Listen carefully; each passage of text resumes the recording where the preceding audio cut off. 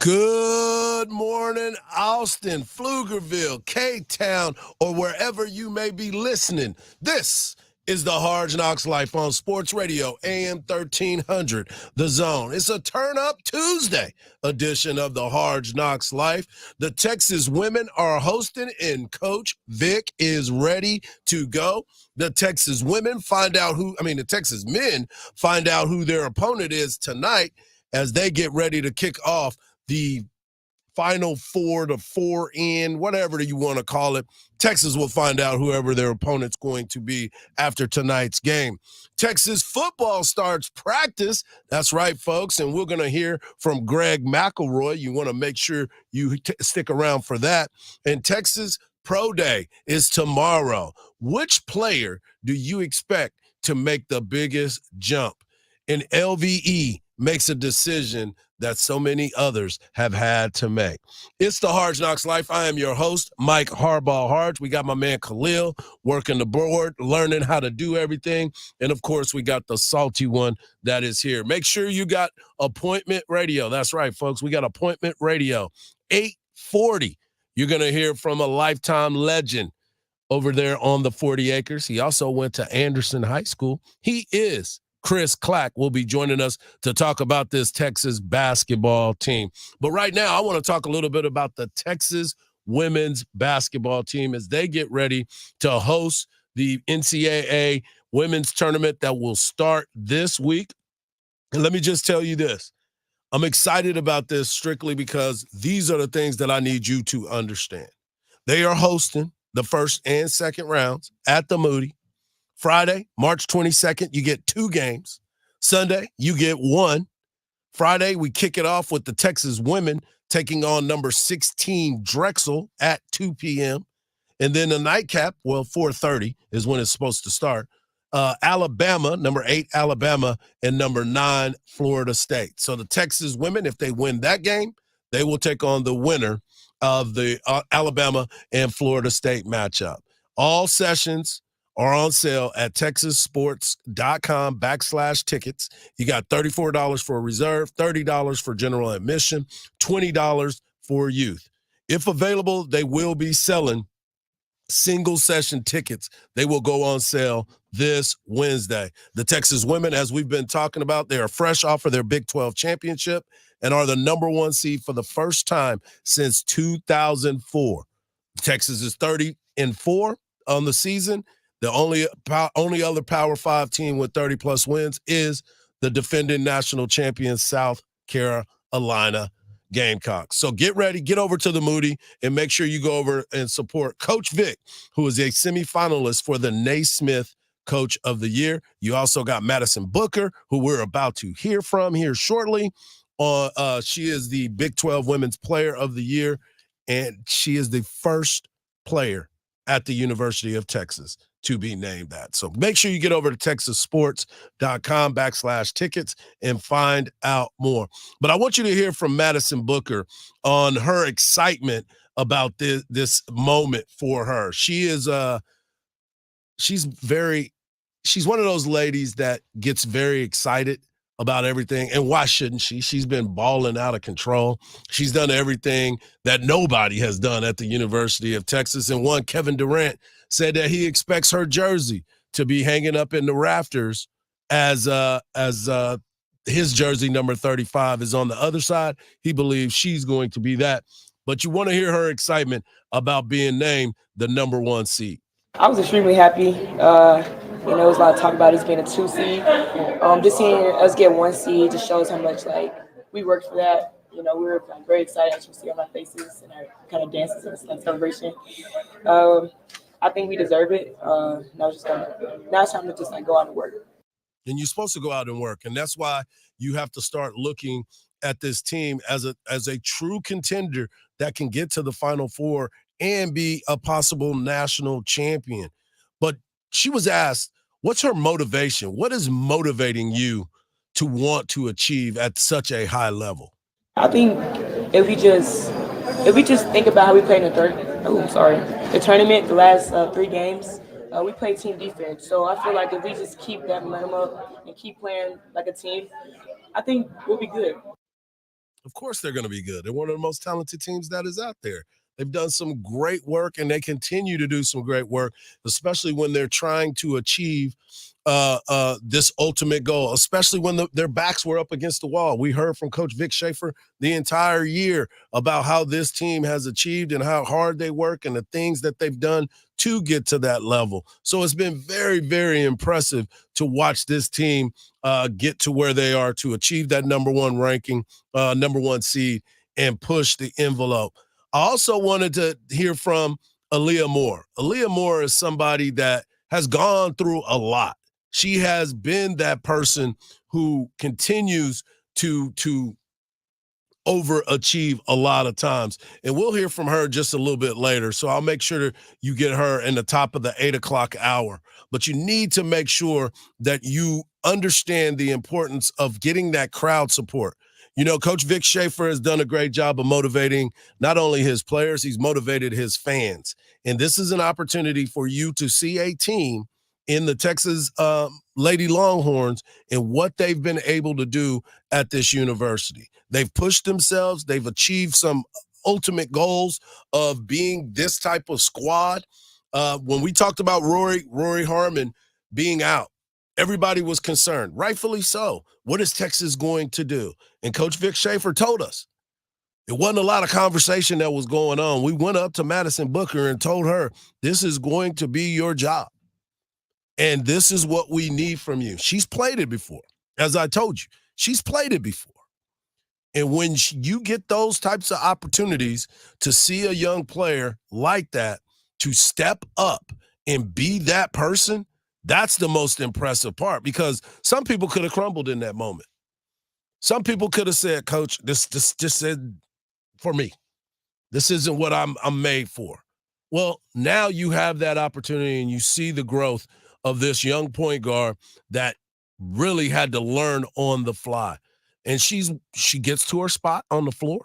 She can get any shot that she wants. She's gotten better and better every step of the way on defense.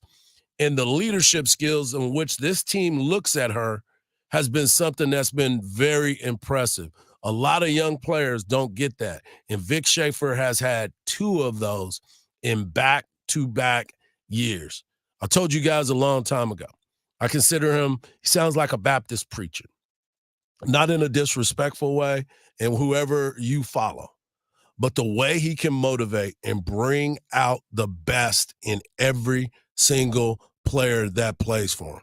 You look at him on the sideline, he is tough as nails. He's all over the officials. He's all over his players. He is doing what he is supposed to do as a leader. But those ladies play hard for him. He embraces them. He has spoke very highly of every single one of them and has done an absolutely bang-up job to get these ladies to this point. So I salute Vic Schaefer. I salute those ladies, and you need to make sure you make it out there this weekend to go and support this team. He said he was going to give 10,000 for 10,000. He did that. Y'all did that. Y'all showed up. And so a lot of people have benefited that. And for them to get a home field advantage, home court advantage is huge when you sit back and you think about it. So go support those ladies. 2 o'clock, first tip over at the Moody Center. Coming up next, we're just getting started on the Hardge Knocks Life. We got a poll question for you. I got to mention the bracket to you, but I also want to talk about a Dallas Cowboy that has to walk away. And he's not the only one that had to walk away from the Dallas Cowboys. And if you remember back in the day, I was not the biggest fan, but he did grow on me. We're just getting started on the Hardge Knocks Life right here on Sports Radio, AM 1300, The Zone.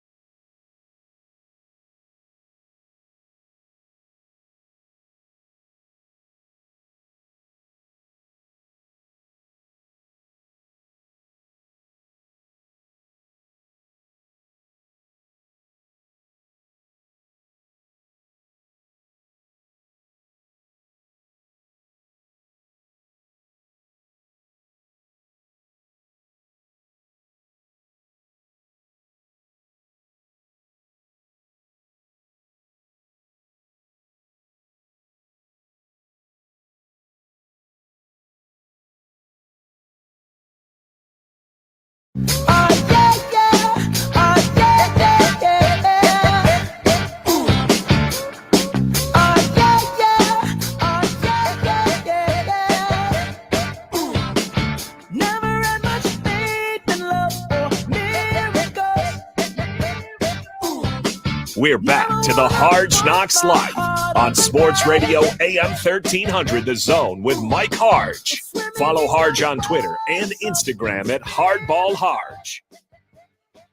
Welcome back to the Hardge Knocks Life right here on Sports Radio AM 1300 The Zone. As we've been telling you, it is bracket time, so make sure you get over to AM 1300 The Zone or cover-3.com to sign up for the Zone Cover 3 Bracket Challenge. That's right. It's presented by the great folks over Cover 3. If you finish in first place, you'll win a $2,400 gift card to Cover 3. That's right, $200 per month for 12 months. And if you're the second place finisher, you'll receive a $200 gift card to Jay Carver and Red Ash. That's right. The hottest brackets in town. You get to win gift cards to the hottest restaurants in town. That's right. Sign up at cover-3.com or am1300thezone.com and fill out your bracket now as the games will start on March 21st. We actually have some games that'll start tonight, and Texas Longhorn fans should be excited to watch the big game between Virginia and Colorado State. We'll have some breakdown on both of these teams a little bit later in the show. But, of course, you want to make sure that you're involved with the bracket because everybody's got a bracket. Everybody's filling out a bracket. So why not join the fun and be a part of the bracket as well? Okay, the Dallas Cowboys, my squad, you know that. This is my team. And a few years ago, actually 6 years ago, they drafted a young man that I was not excited about. And those that were listening to me on the air at that time knew that I was not excited about what I was seeing when they drafted Leighton Vander Esch. That's right, folks. I was not a big Leighton Vander Esch fan. It was nothing to do with him. It had everything to do with his injuries. Well, as the years have gone on, we start to look and see that he grew on me. He grew on me a lot. And he grew on me so much that we were at the Dallas Cowboy games against the Saints the night that they were inducting Gil Brandt in the Ring of Honor. And I had to eat some crow. I did, folks. I definitely did. And the reason why I had to eat some crow is because Leighton Vander Esch turned into a player that I never thought he was going to be. He's known as the Wolf Hunter. He was out of Boise State, and the Cowboys gave him a chance to be in the NFL in the draft of 2018. He's only 28 years old, but he was a daggum good linebacker for the Cowboys for 6 years. If you go back and you look at when the Cowboys defense started to struggle over the last couple seasons, it was because he was not on the field. And I had to give him respect. I had to. I didn't want to. But like many of the linebackers at the Dallas Cowboys, the ones that you end up loving, they end up being commodities. And what I mean by that is they are often injured. So they weren't necessarily dependable. And there was 3 of them that were pretty doggone good that I had questions about on every single one of them. So if I question it, just know that they're going to be very good. That's just how that worked out for me. And the 3 are Sean Lee. Sean Lee turned out to be one hell of a football player for the Dallas Cowboys, but he could not stay healthy. Another one was Jalen Smith. Now, I knew Jalen Smith was going to be a problem when he ended up hurting his knee, ended up having that drop leg, and he was trying to get himself back. But if you go back and you look at the tackles and you saw what they were able to do as Dallas Cowboy members, you're like, dang it, we sure need those types of guys. And the latest and the greatest has now become Leighton Vander Esch. I was mad mad at the draft pick, angry. What are we doing? We're not trying to win. But I decided, hey, man, you know what? Let me get this dude a chance. Well, he went out there and did everything he could possibly do for the Dallas Cowboys, showed some leadership, brought some guys along, and done a lot for that community. So I want you to take a listen to the man they call the Wolf Hunter and listen to how this process happened from the Dallas Cowboys drafting him into where he ended up his career as a Dallas Cowboy as he had to retire. And so the Cowboys, as we know it, have continued to change. Tyron Smith is no longer there. Tyler Biadasz is no longer there. And now Tony Pollard is no longer there. And now Leighton Vander Esch is no longer there. Turn your card in. I am so pumped for this. Be elite, baby. Every day, every play. Be elite. Leighton Vander Esch ran him down. Bootleg out to the right. Manning is chased and hauled down and throws incomplete. And the Wolf Hunter hunted him down. He throws it over the middle, intercepted by Vander Esch at the 35. Chased out of the pocket, hit, sack, fumble. Vander Esch has it and runs it in. Flushed out, runs, sack. Vander Esch is going to get this one. Come on.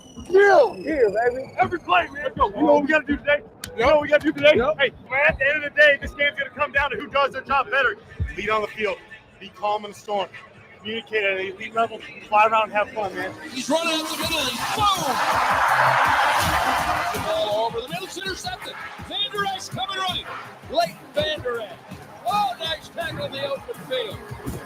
4th and 3. Wentz blitz, hit, sack, ball's out. And the Cowboys have recovered it. Play to Mixon on the left side, run down from behind by Vander Esch.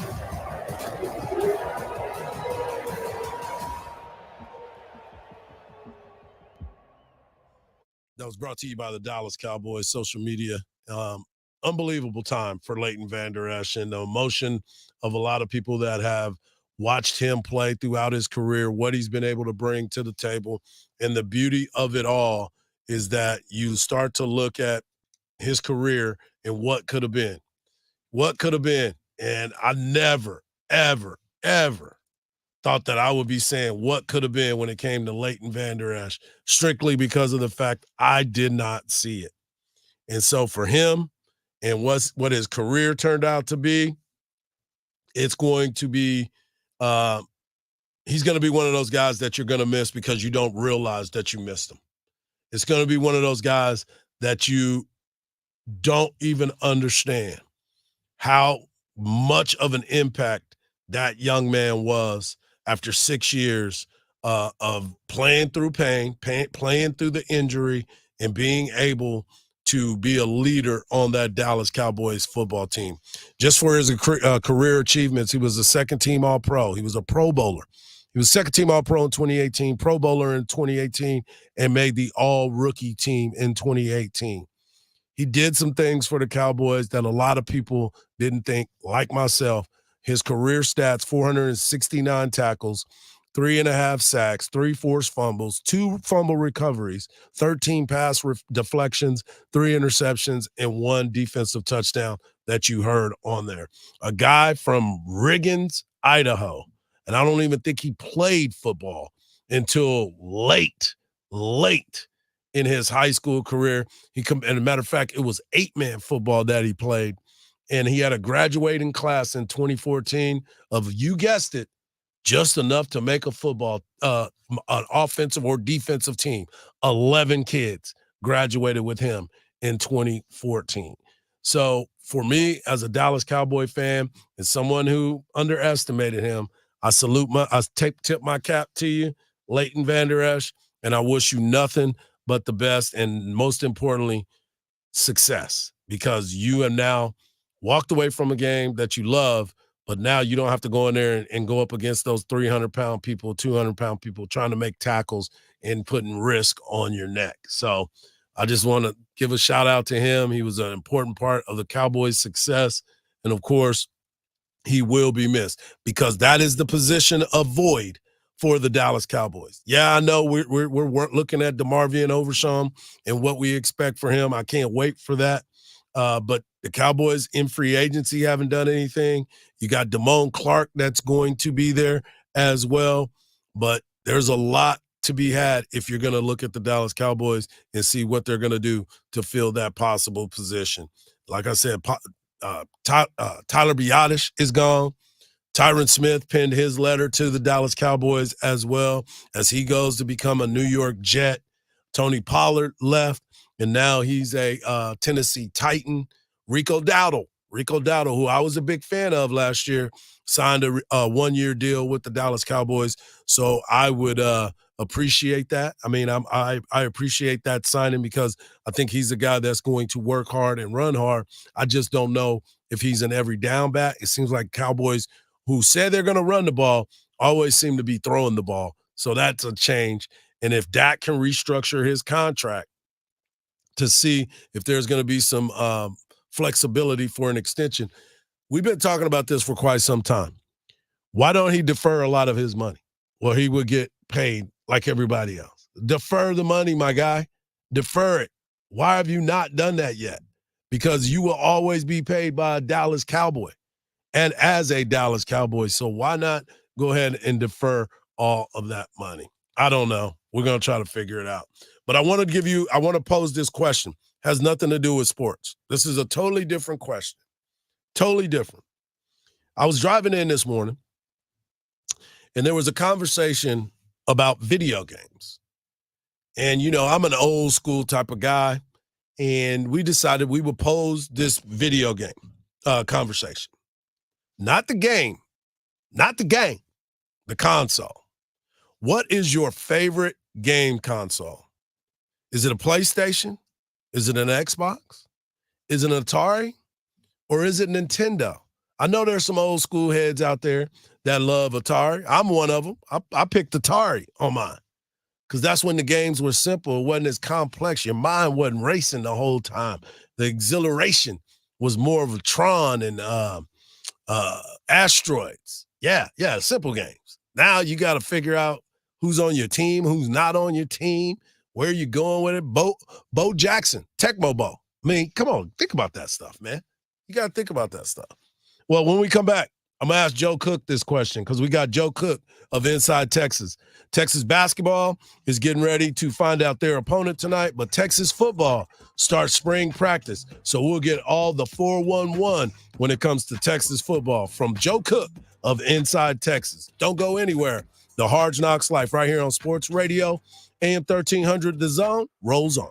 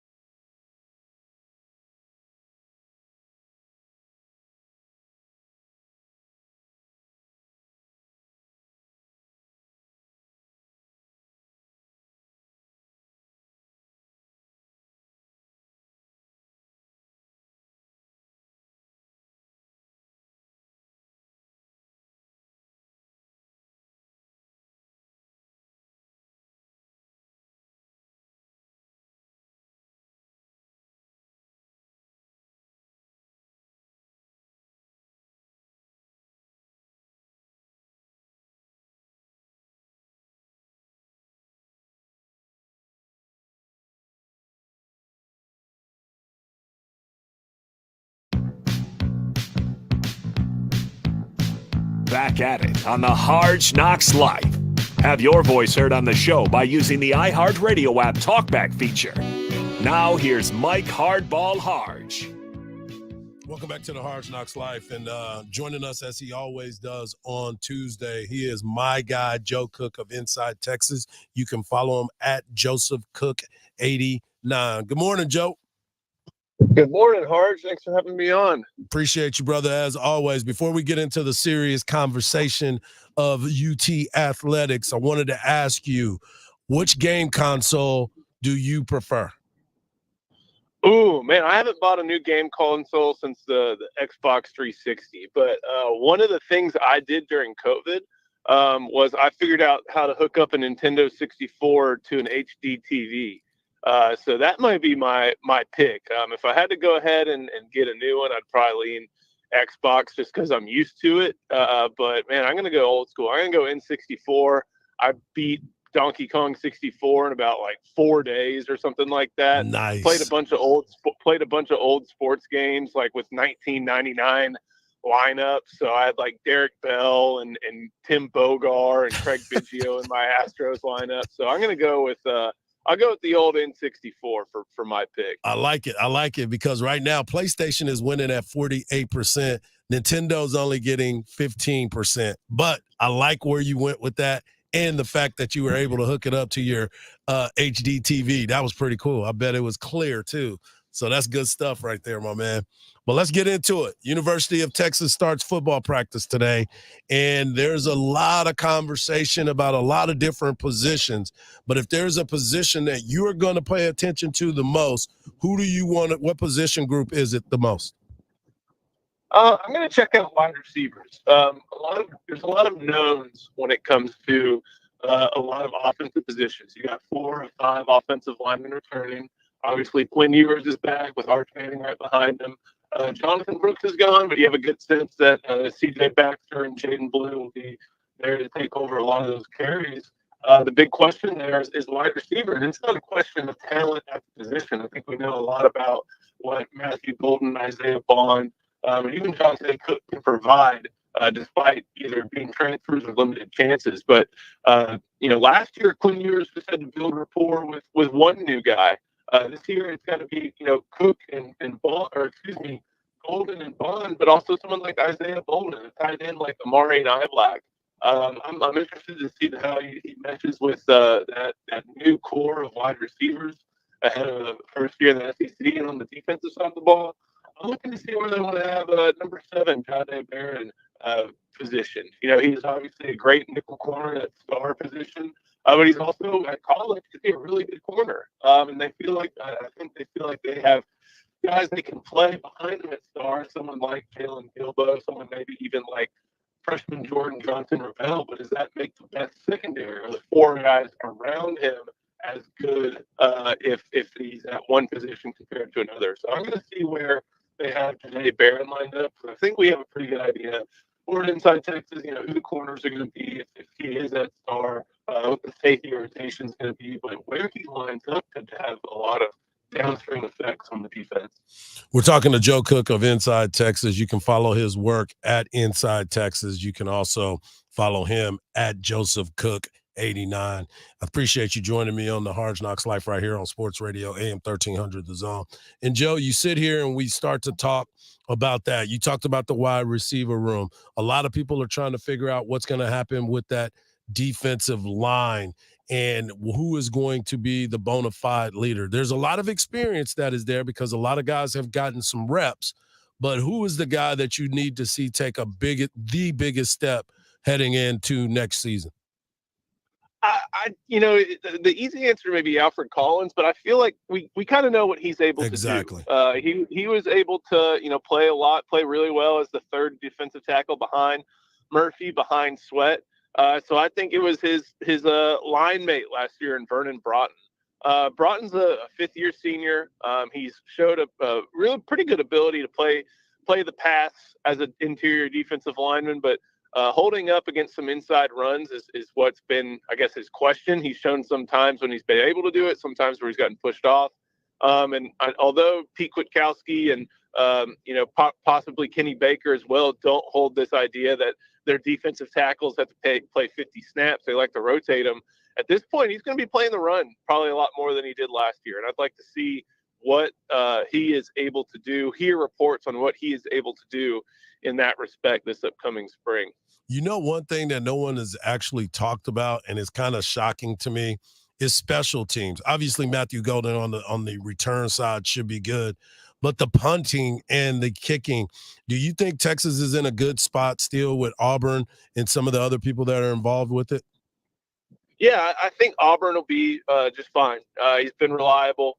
He's got the right amount of leg. He's got an accurate leg. Will Stone on kickoffs does what Jeff Banks wants him to do. Sometimes it's kick it out of the end zone. Sometimes it's pop it a yard deep. But he does what he's asked. Punting is going to be, I think, something to watch. They feel, I think Steve Sarkisian has said that he has confidence in someone like true freshman Michael Kern ending up being the guy next year. The only thing is Michael Kern's not yet on campus. I think he enrolls in the summer. So right now, if I remember last year, they were in a very similar situation before Ryan Sanborn showed up. And they had a walk-on, I believe, named Charlie Ferris do it. And I never noticed him, which when it comes to punting, when it comes to long snapping, is better more often than not. I feel like they have a pretty good idea that what Michael Kern can provide. True freshmen are true freshmen. And that doesn't matter if it's at punter, if that's at receiver, if that's at any position. But they went and recruited him. They gave him a scholarship. They are always willing, or seemingly always willing, to have 3 to 4 scholarship guys just for specialists, and that's where they're putting their trust into for the 2024 season, it appears. We're talking to Joe Cook of Inside Texas. And Joe, let's switch over to the Diamond. You know, the Texas baseball team had a tough weekend. I was really worried if the game would have continued to go on before it got rained out, that they might have been swept this weekend. We've talked about this before. The pitching staff has always been something that we need to see more from. But that offense, too, I mean, they weren't really just tearing the cover off of the baseball, and they got a big week coming up this week. What are your assessments on the Texas baseball team? Yeah, just it's tough for them to put it together in all 3 phases. I kind of went into this year thinking that they'd win a lot of games maddeningly, but something like 7-5 pretty often. And that hadn't been the case quite yet, just because there have been times when the bats don't show up, and then the fielding doesn't show up, but the pitching will show up, but the other 2 won't, and then vice versa. It's a young team that has yet to really put that struggles to put it all together at a consistent basis for the level of a team, you know, that has a program even with these high expectations. So the thing is, you know, David Pierce has always been kind of one to figure things out when the pitching, how the pitching comes along.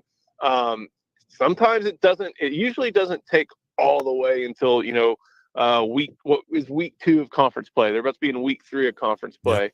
They're going to have a Baylor team who entering the year was thought to be kind of a soft and bottom of the Big 12 candidate, but here they are, and they just took 2 or 3 from Texas Tech. So it's not always going to be a pushover in this league. I don't know how good the league is, but I feel like there are a lot of teams packed together at this point. No one's really separated. And Texas has to figure out a lot about that bullpen and even a little bit about the starting pitching if they really want to be able to call themselves a quality postseason team that has a good advance out of the regional. Yeah, and that's what everybody's kind of waiting on. We'll see what happens tonight. They take on Air Force in a 2-game quick series, midweek series, and then they go right back at it against Baylor. So hopefully they can turn this around, especially because this is a 9-game homestand that's kind of backed on down. Joe, I appreciate you, buddy, and I'll see you in a little bit when I come over for the presser. Absolutely. Sounds good, Hardge. Appreciate it. There he is, Joe Cook of Inside Texas. Make sure you get over to Inside Texas and check out all the latest, or you can just go follow him at Joseph Cook 89, as he's always breaking it down. And he's got some free articles over there that you might enjoy as well. When we come back, we'll continue the conversation about Texas football. Greg McElroy kind of feels the same way that Joe Cook does. We'll be back right here on the Hard Knocks Life on Sports Radio, AM 1300, The Zone.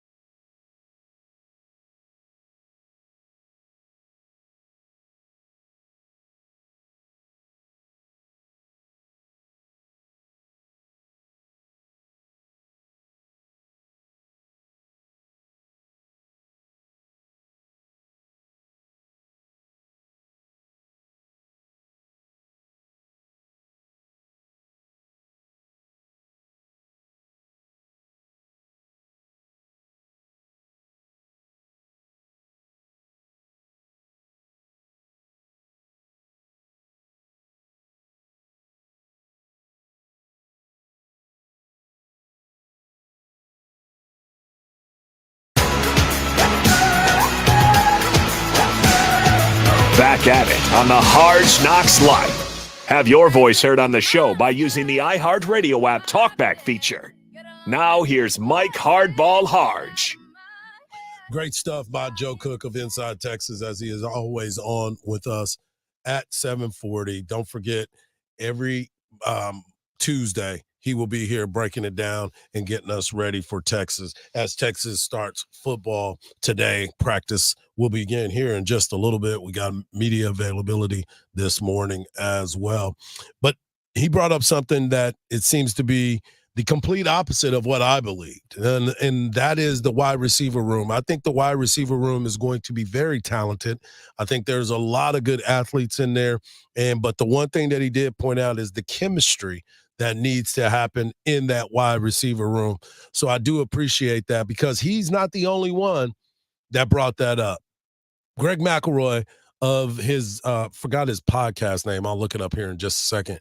But he was talking on his podcast show, talking about the Texas Longhorns, who he is pretty much infatuated with, because a lot of his content has to do with the Texas Longhorns. But I want you to listen to what he had to say about the same thing in the wide receiver room. The biggest question for Texas this year, it'd be easy for me to say defensive tackle, and I almost did, but I do look at their wide receivers, and there is a part of me that is a little bit concerned. Xavier Worthy, 26 touchdowns in his 3 years. A.D. Mitchell, the first Texas player to win Big 12 Offensive Newcomer of the Year. I also looked at Jatavion Sanders and just how important he was. To be honest with you, I think Jordan Whittington is probably about as underrated as they come. So I do think that it is of concern for Texas to adequately replace some of the pieces that have departed. Now, Jonte Cook, I think he's the real deal, and he's probably going to slide right in for Xavier Worthy. You have Matthew Golden, who's transferring over from Houston. He's going to be great probably in the return game. I look at the jump ball threat that was the 6'4" Adonai Mitchell. Is Isaiah Bond that guy? And Silas Bolden can win deep balls. He's got great speed. So I am looking at those Texas Longhorns. I want to see what the pecking order is at wide receiver and who they will utilize in the red zone.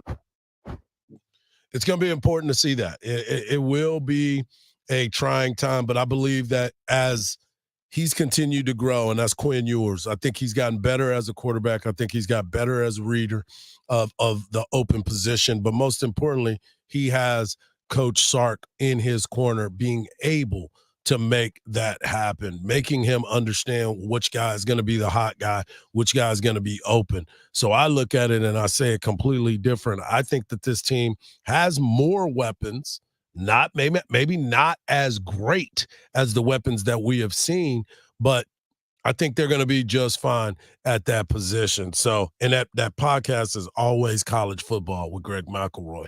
So it's an interesting time. We got a lot to unpack as the spring unfolds. Today is the first day of practice, so I'm sure you're going to see a lot of stuff. We'll be able to give it to you because we are the exclusive home of the Texas Longhorns football team and Texas Athletics. So you'll find out more every single day, either with me or Craig Way throughout the day. But don't go anywhere. Hour number 2 is right around the corner, and we're going to continue the conversation about the Texas women's basketball team as they get ready to get into the tournament. The Texas women will hear from Aaliyah Moore. We'll also hear from the Texas men as Max Asmus and Dylan Dessou met with us. And at 8:40, don't forget, we got our man Chris Clack, former UT and McDonald's All-American. He'll be joining us as well. So don't go anywhere. Hour number 2 of the Hardge Knocks Life starts in just a minute.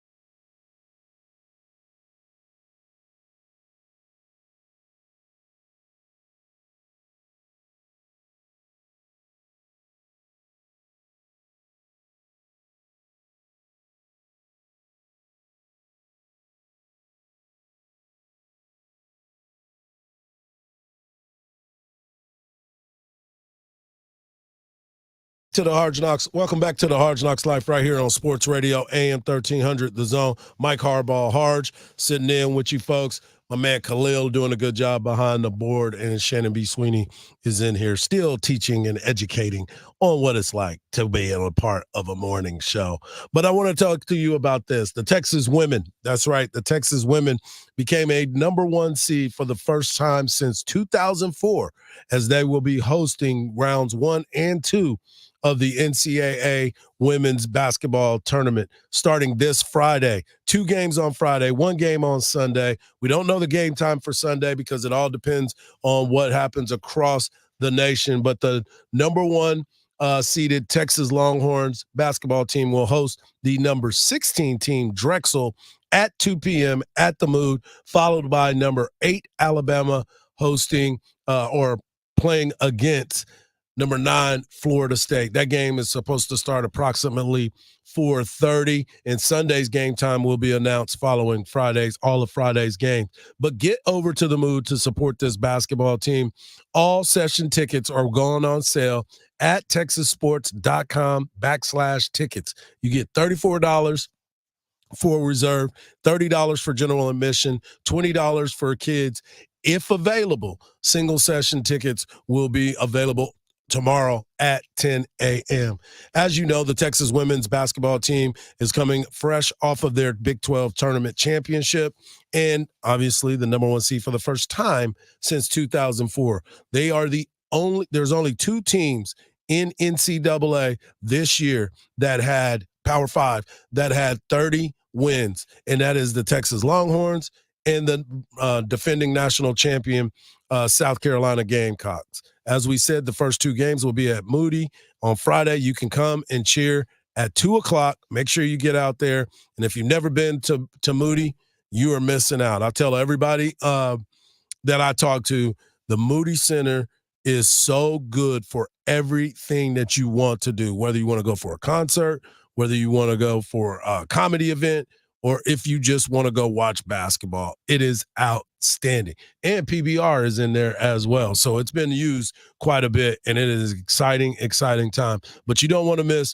one of the best players in the nation, Madison Booker. She's the Big 12 Women's Player of the Year, first one to be named in the Big 12 for the University of Texas. And her and Coach Vic Schaefer for Naismith Player of the Year and Naismith Coach of the Year. So make sure you get over there and support the team as they get ready to try to make that trek to the national championship.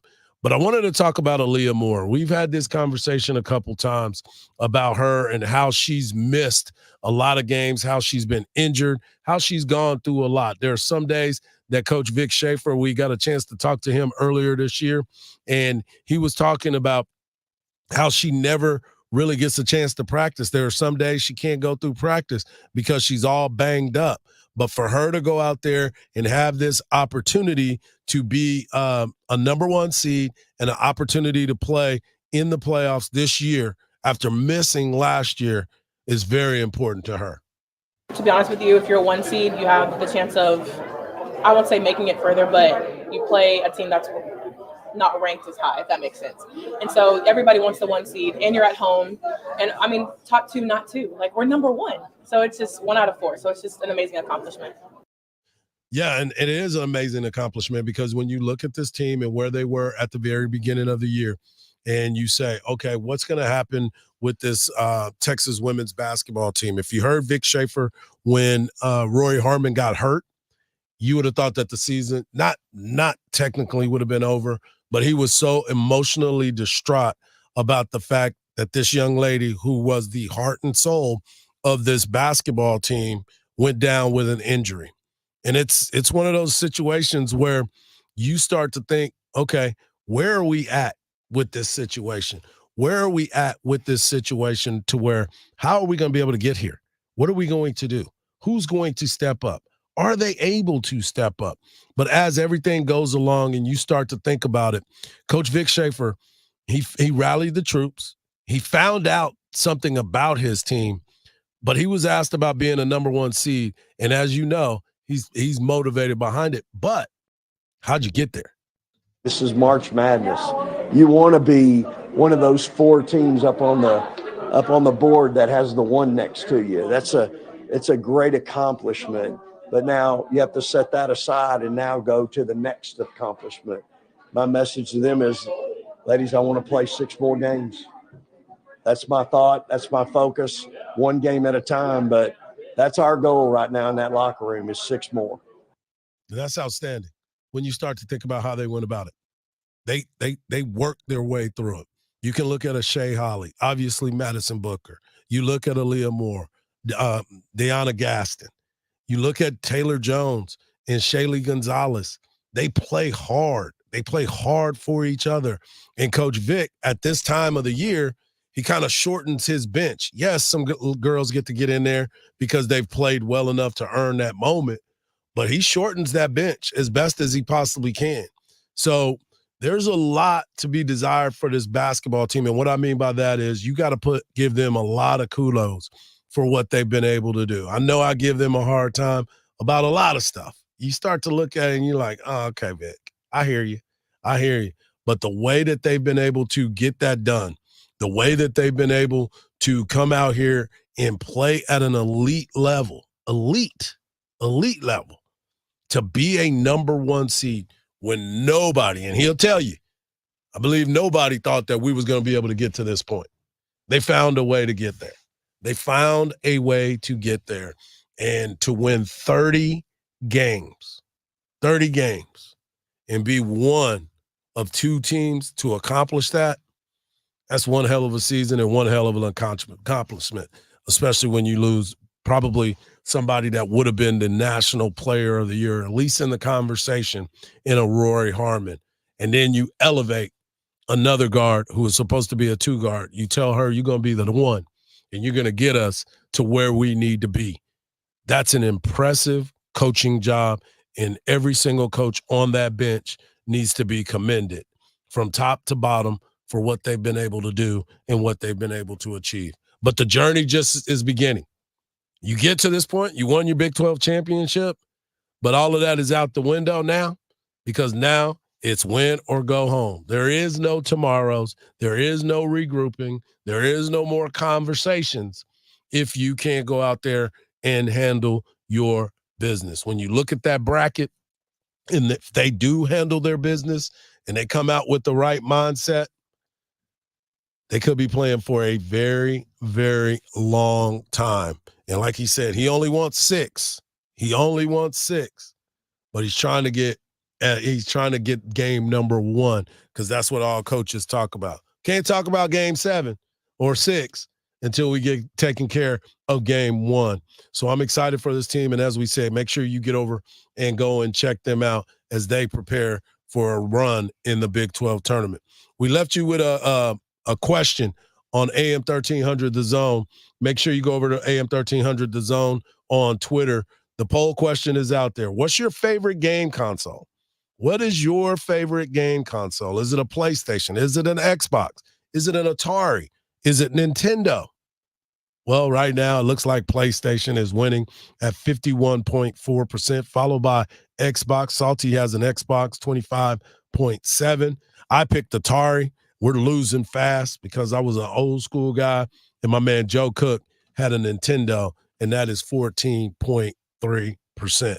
When we come back here on the Hardge Knocks Life, we're going to talk a little bit more about the men's basketball team as we got a chance to talk to Max Asmus and Dylan DeSue.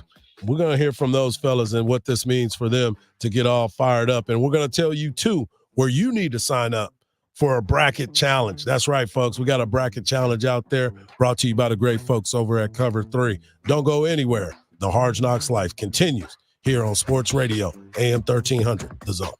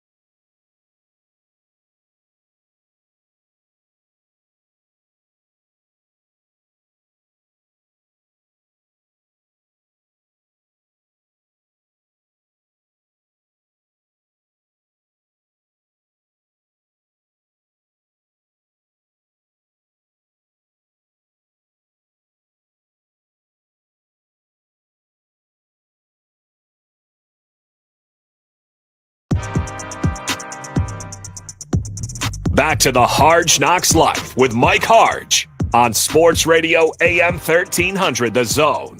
Watch the show live on Facebook and YouTube each morning. Now here's Mike Hardball Hardge. Welcome back to the Hardge Knocks Life, and I want you to be a part of the Zone Cover 3 Bracket Challenge. All you have to do is get over to am1300thezone.com or cover-3.com to sign up for our Bracket Challenge presented by the great folks over at Cover 3. If you finish in first place, you will win a $2,400 Cover 3 gift card. That's right, folks. That's $200 per month for 12 months. And if you're the second place finisher, you will receive $200 gift card to Jay Carver's and Red Ash. Do you understand how hot of this bracket is? This is the hottest bracket in town, and you can win gift cards to the hottest restaurants in Austin. You just can't walk into Red Ash or Jay Carver's. All you got to do is sign up, at cover-3.com or am1300thezone.com and fill out your bracket now before the games start on March 21st. There will be some games tonight. As a matter of fact, the Texas Longhorns will find out who they will play, as Colorado State and Virginia will play tonight at 8:10. Virginia is an underdog in this game, believe it or not. Colorado State is the favorite by 3. And this is going to be an interesting matchup when you start to think about these basketball teams and what is going on. But yesterday we got a chance to meet with Max Asmus and Dylan DeSue. And these guys, each of them have been in the college playoffs or the NCAA tournament 3 times. They've each had 3 appearances, and it's an exciting time for all of these guys. And you know, Max Asmus being the guy that he is and what he's been able to do at the University of Texas, he was asked about what's the excitement about being in this NCAA tournament, and this is what he had to say. Man, I'm excited. I mean, it's, last year, to have opportunity to compete in the NCAA tournament, I mean, it's the reason, I came to Texas. And so, you work all summer, all fall for this moment right here, for March Madness. And so, I think I'm excited. I know all the guys are excited too. So we're just doing everything we can to prepare ourselves for the game. And the funny part about that is when you start to think Dylan DeSue, you think Max Asmus, you think about Brock Cunningham, you also think about Ethiel Horton. These are guys that this is their last hurrah. This is it for them at the University of Texas or even at any university. But I got a chance to talk to Dylan DeSue, former Hendrickson Hawk. My son plays basketball at Hendrickson. It was great to talk to Dylan a little bit yesterday during our press conference. But I asked him a couple questions. I asked him about his legacy, what he wants people to think. But he had a great tournament last year, and it ended shortly because he got hurt. So here's the question, and here's his answers. To come back, practice hard, work on things that we need to work on, hold ourselves accountable, and come out and play our best basketball on Thursday. Mike Hardge, go ahead, please, sir. What up, Dylan? How you doing, man? Representing the Pflugerville Hawks. I like that, Hendrickson Hawks. I like that. So quick question for you, 2-part. Number one, obviously, what would you want your legacy to be known for here at the University of Texas after you make this run in the tournament? And then the second part of it is, hey, last year you put yourself on the map in front of a lot of people, played well. Unfortunately, you got the injury and you wanted to get back to this point. Now that you're back to this point, what's your thought process? For the second part, my thought process, there's no I don't feel pressure to force things or score 28 points like I did last year or anything like that. My thought process is just go play basketball and do what we've done all year. We've been successful whenever we play as a team, move the ball. Sometimes it may be my night. Sometimes it might be Max's night. Sometimes it might be Tyrese, DM. It could be anybody's night on that first game that we got. So just playing basketball and letting the game come to me. And if it is my night, then I'll embrace that. And if not, then I'll embrace my teammate who's having a great night. And if we do that, we'll be successful. So that's kind of my thought process going back into the tournament. Obviously, I'll have to lead as an older guy and help my teammates that might not have been there, have been to the tournament before. But that's nothing new for me. And then as for What was the first question was? Your legacy, what you want people to take away from your time here at the University of Texas. Yeah, I just want people to take away the fact that I was a local kid that decided to come back home because I love the university. I love this community. I love the city. And I want them to know I played as hard as I could for the Longhorns. And he did that. He did exactly what he wanted to do. And the funny thing about it is he went to Vanderbilt because the previous staff wasn't really recruiting him that way. And then when he got his opportunity to come back to the University of Texas, he jumped at the opportunity. He thought he was going to be a football player at the University of Texas as he was growing up. So it's kind of funny how it came full circle. And now he is one of those guys that is playing his last go-round at the University of Texas after growing up right down the road in Pflugerville, Texas, being a Hendrickson Hawk. But Rodney Terry, as we talked about, they don't know who they're going to play yet. So the scouting report and everything else that goes into it is kind of open when you start to think about it. And RT was asked about how he's scouting these guys and who are they planning on playing. He's very familiar with those guys. He's familiar with a great coach and that's done a great job. Their Coach Bennett's, done a great job with Virginia, won a national championship, and his teams always play great defense, and they do a great job in transition defense, some of the best in the country. So don't leave out Colorado State now. I've watched Colorado State several times this year, and Nico's done a great job with his group over there as well, and they have a kid that's from Texas, Isaiah Stevens, who's one of the best point guards in the country, and he's a winner. He won a state championship in high school at Allen High School, and he's made a believer out of a lot of us over the years in terms of how good he's been in his career as well. So it's important. It's important when you start to think about how this team is going to prepare, who they're preparing for, what are the tricks of the trade, and that you heard at the very beginning when he started laughing and said he's very familiar. He's talking about Caden Shedrick and what he's been able to do with this basketball team and the possibility of him playing against West Virginia. West Virginia is going to be a tough opponent. They've always been one of those teams. They won a national championship. Coach Bennett has done one heck of a job as the head coach there.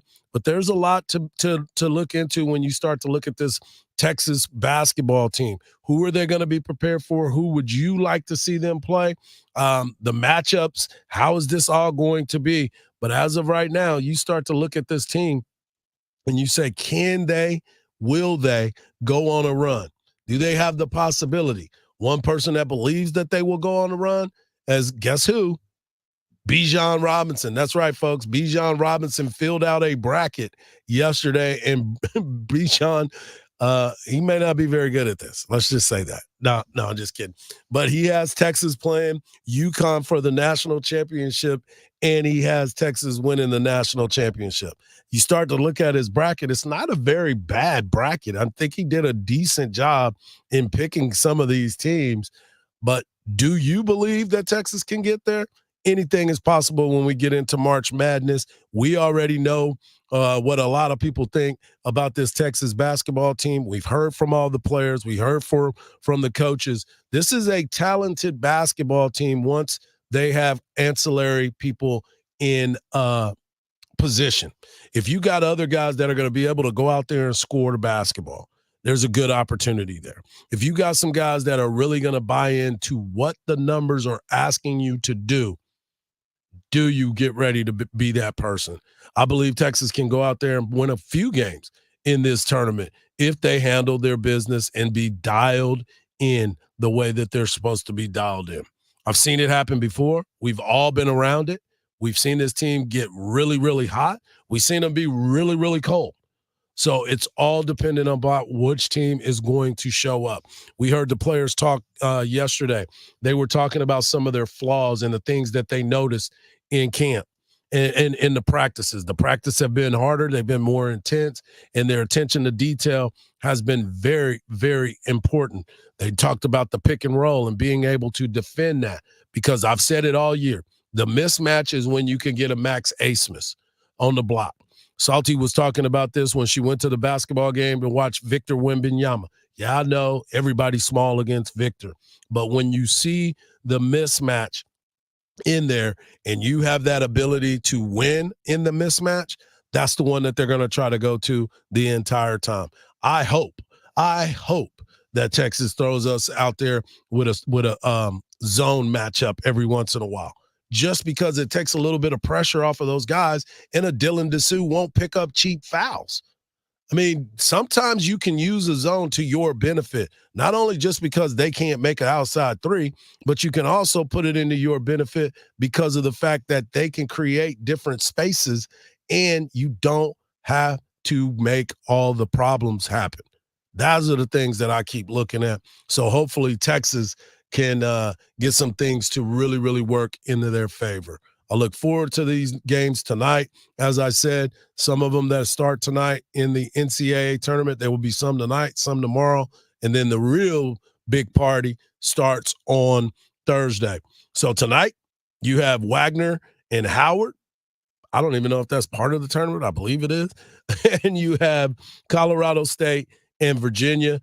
Those are the ones that you need to be paying attention to. You can fill out your own scouting report when you watch this basketball game. And then on Wednesday, you have Grambling State Tigers taking on Montana State, and Colorado Buffaloes taking on Boise State. And then, like I said, the real tournament start. Today, basketball starts at 5:40, and the second game starts at 8:10. Tomorrow, the exact same thing. And I believe that those games will be on TNT and True TV. I'll have the final outlet for you to let you know exactly where those games are going to be played and what channel they're going to be on. But yeah, man, I'm excited about this basketball tournament and what the expectations are for all of these teams, because everybody's filling out their bracket. It ain't busted yet. And everybody thinks they got a chance until they don't. Speaking of basketball, last night, two people got so disrespected on dunks. Anthony Edwards from Minnesota posterized Collins from Atlanta. No, not from Atlanta. The Cavs got posterized. And then you saw another guy, a Johnson, do Austin Reeves dirty from Atlanta to LA.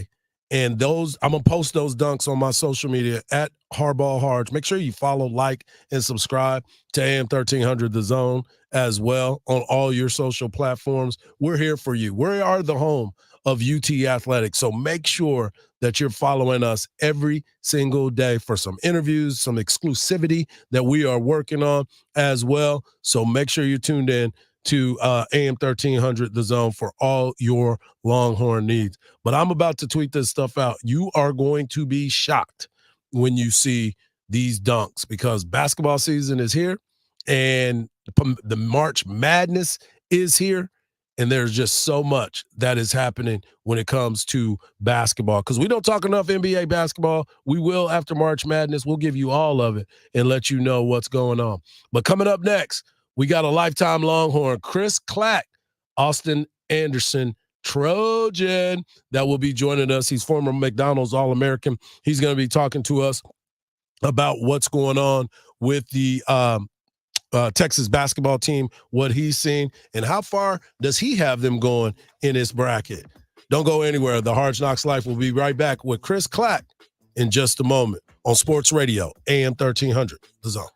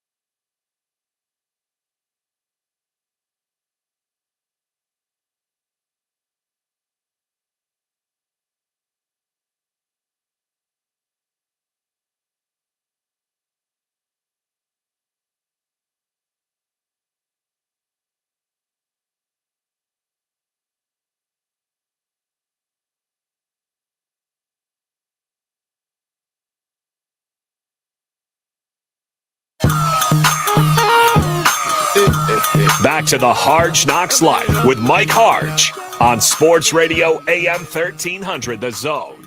Watch the show live on Facebook and YouTube each morning. Now here's Mike Hardball Hardge. We're still efforting our man Chris Clack. I mean, it is kind of early for my boy, so he might not be up right now, but we're still efforting him. But we still will try to get him on this week at some time. Just remember, tomorrow at 8:17, we will have one Larry Wayne Jones on the show, but you know him as Chipper Jones will be joining us on the show tomorrow. We'll also have, I think we're having Chris Almoderis as well from the Round Rock Express to talk about what they have coming up next week, because opening day for Major League Baseball is right around the corner. Make sure you hit me up on my social media and send me some questions that you might want Chipper Jones to ask. But more importantly, make sure you hit us up on the text line, because we want to hear from you. All you have to do is type the word Texas, followed by your message to 81530. Standard message and data rates may apply. That's the word Texas, followed by your message to 81530. 8:17 will be the time that we have Chipper Jones on tomorrow, so make sure you tune in. But I wanted to talk about something else since we didn't get our man Chris today. There's a story that is out there about a basketball team that won games, made it into the tournament, but the team and the coach, the university and the coach, decided that it was time to go each other's separate ways. They had done enough for each other. He is one heck of a coach. He's the head coach of the Long Beach State basketball team. And they had already decided that no matter what happened, whatever happened in the tournament happened in the tournament. Well, they went on a winning streak. And so they qualified by winning their tournament to get into the streak. They will take on Arizona on Thursday. But listen to this coach who had been fired, relieved of his duties, as they continue to roll. Take me through this week for you, emotional with your team. How was everything? It was great. It was great. I mean, I've had a blessed, God has blessed me with a great career, and these kids have been awesome to coach. And when Jim Harbaugh says, who's got it better than him, somebody needs to tell him Dan Munson. Now, your guys showed up big this tournament, made some big wins. What's special about this group of young men? You know, they're good people, and that's what you got to start with. They have character. We had an up and down year, but they came in here and they played for each other. We quit playing together and started playing for each other. Now, Coach, you have an amazing resume, a great career. Where does this moment rank for you as a coach? Well, I got the 99 run at Gonzaga, but as Mark Fuchs said in a text, why don't we have a run at the first year and one in the last? But I don't think this is my last. I love coaching. I love teams. I need a new challenge, but it's life. It's on to the next chapter. Who has it better than us? Nobody. My man got fired, and now he is in the NCAA Division I tournament and having a blast doing it. And like he said, I'm not done yet. He's been around the game for quite some time. As he said, he was with Gonzaga at the very beginning of the West Coast Conference, 1997 to 99. Then he went to the Minnesota Golden Gophers, and he was there from 99 to 06. And he's been at Long Beach since 07. Since 07. So this is a man that understands what it's all about, having a good time. But God let go. God let go, and his team continued to win, and that's why he's continuing to coach this team. But another story that I wanted to get into, and this is something that was from the summertime in an interview with The Pivot, and this is something that I have been talking about for quite some time.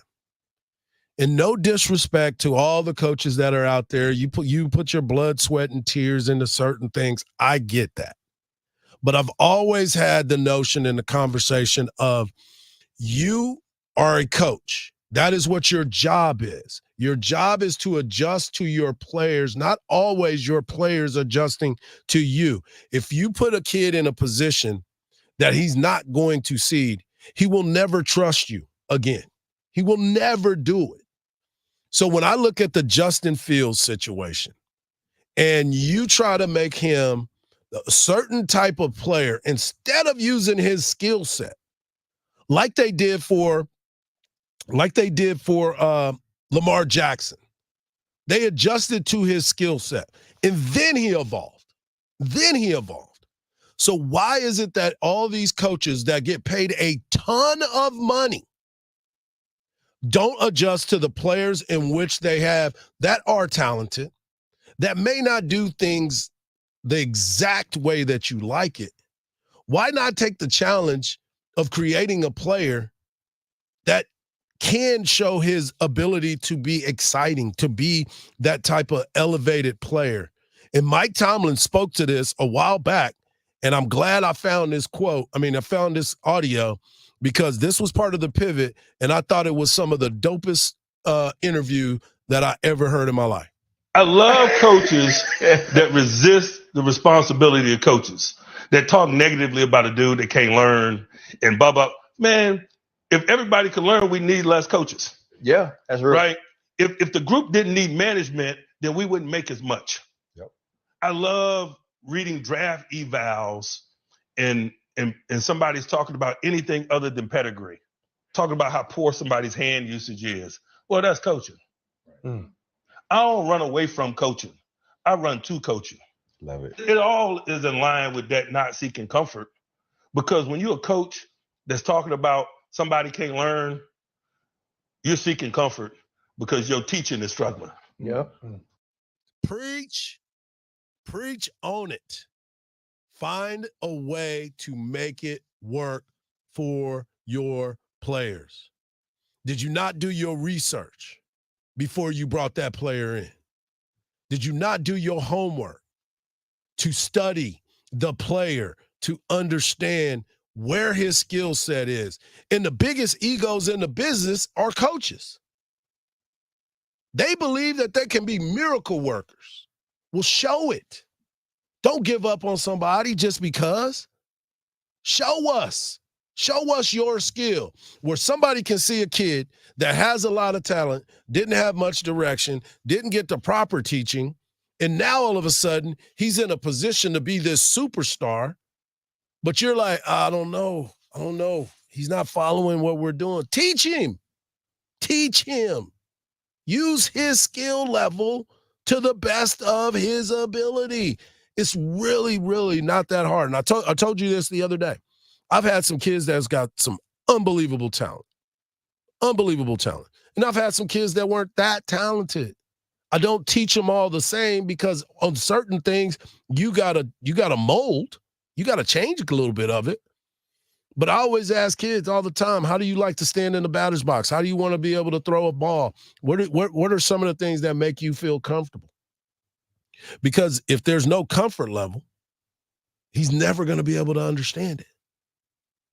I've just always had a problem with the lack of teaching.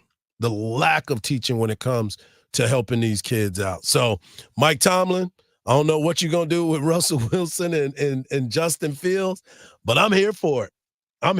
Don't run away from coaching. Run to it and try to find the best way to get everything going.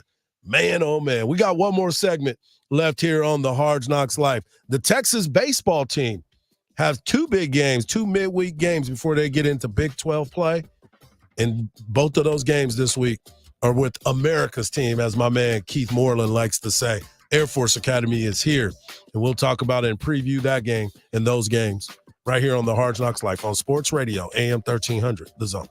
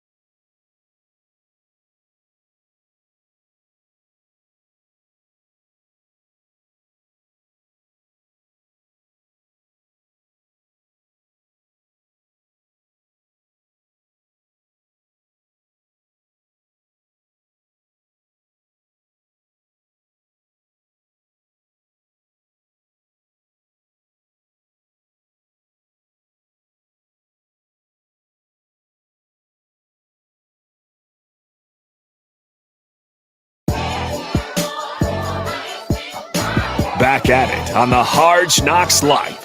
Have your voice heard on the show by using the iHeartRadio app Talkback feature.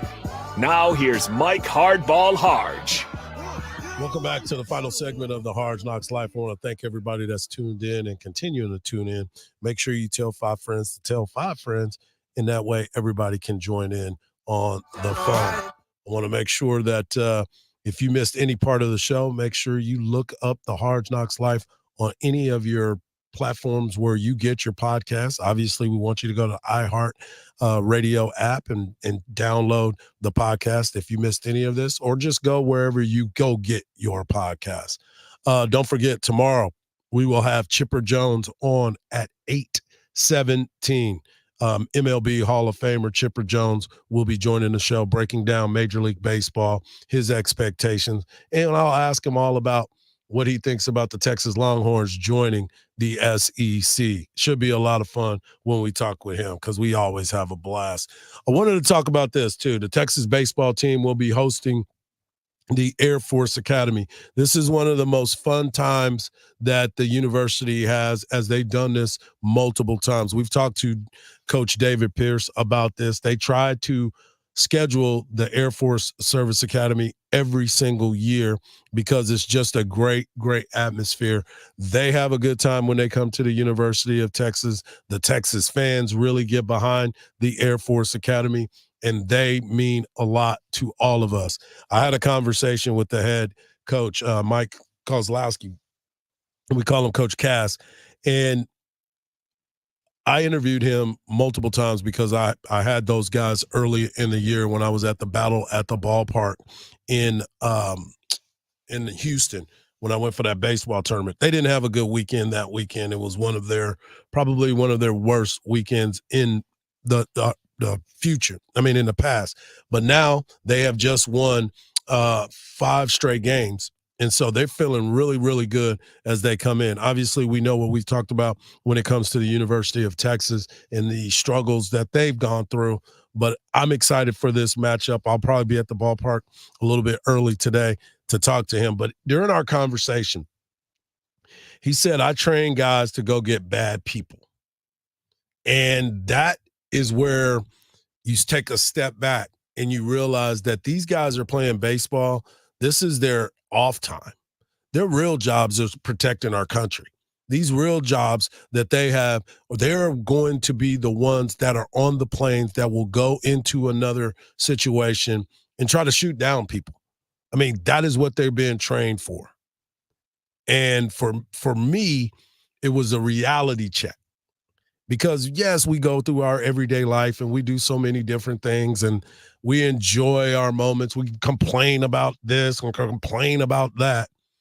But these guys, they play baseball, but that's not even their jobs. Their jobs are protecting us. And I believe that's why so many people, when they go to these games and they get a chance to watch this team play, they support them. You'll see them get a standing ovation when they come out. You'll see fans cheer for them if they get a hit. Obviously, they want the University of Texas baseball team to win the game. That's obvious. But there's a different type of energy when you watch the service academy teams, whether it's Air Force, Army, Navy. I got a chance to call the game with Army and Air Force. And you talk about standing at attention and the arms curling and everything, the hair on your arms just standing up. It was an amazing, amazing thing. But let's not lose sight of what it is. These guys are here to protect us. So if you get a chance to go out there, go check out the game. Just remember that those guys are the ones that fight for our freedoms every single day. I want to thank everybody for tuning in as always. I appreciate you. As we said, if you missed any part of the show, listen to the Hardge Knocks Life podcast available on the iHeartRadio app or wherever you listen to podcasts. And of course, I want to thank y'all for being a part of my everyday, because I like being a part of your everyday. Thanks to my man Khalil doing a great job behind the board, Shannon B. Sweeney as the teacher, and of course your boy Hardball Hardge. And don't remember this. Don't believe everything you see, because even salt looks like sugar. Peace.